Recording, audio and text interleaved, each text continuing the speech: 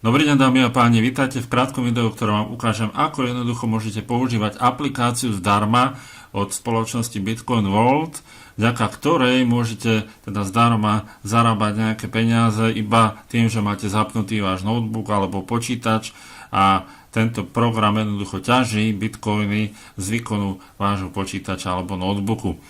Čo je veľmi dôležité, je to, že potrebujete mať k tomu teda Windows 7, 8 alebo 10 a čo som si ešte neistý, pravdepodobne treba mať aj 64-bitovú verziu, môžete skúsiť aj na 32-bitovej verzii.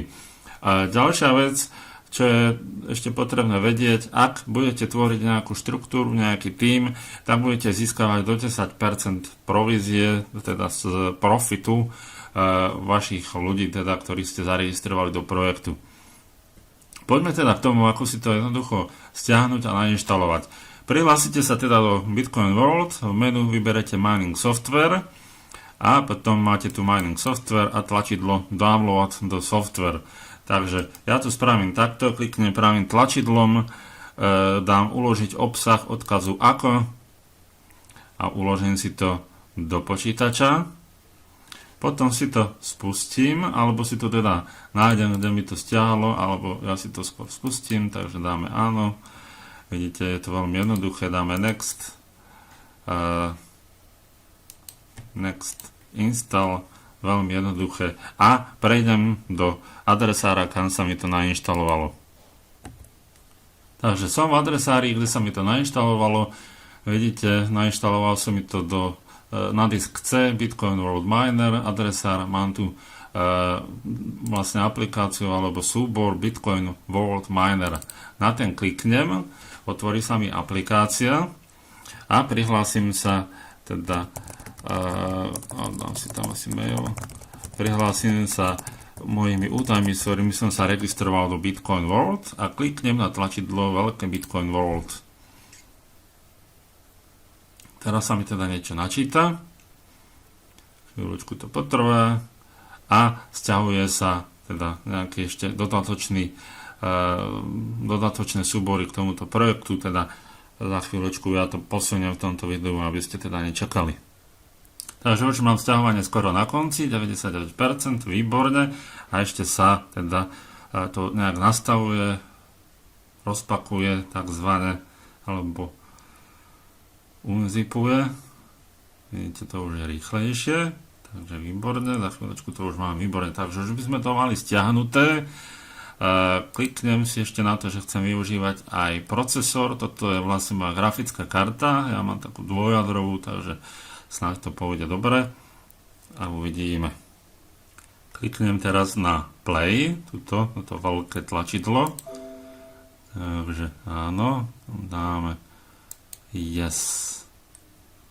Dali sme yes a ešte teraz musíme počkať, je tu nejaký benchmark step 19 krokov, takže zatiaľ mám 0 z 19 a nejakú dobu to potrvá, samozrejme nie je to taká krátka záležitosť, takže ešte na toto musíte počkať, ja to teda urýchlim.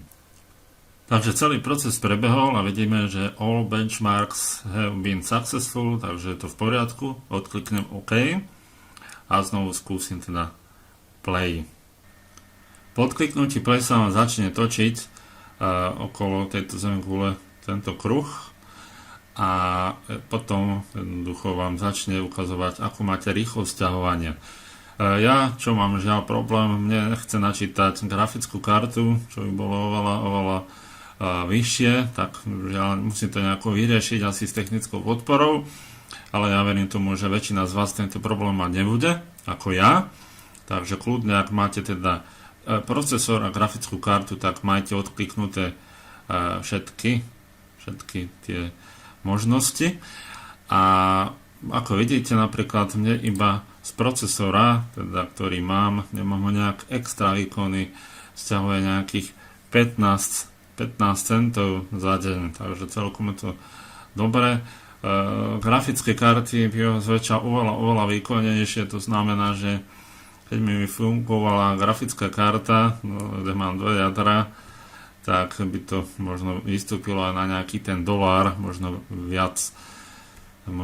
Takže Je to jednoducho na to, aby ste to skúsili, skúste, koľko vám to bude zarábať. Keď budete nespokojní, necháte to tak.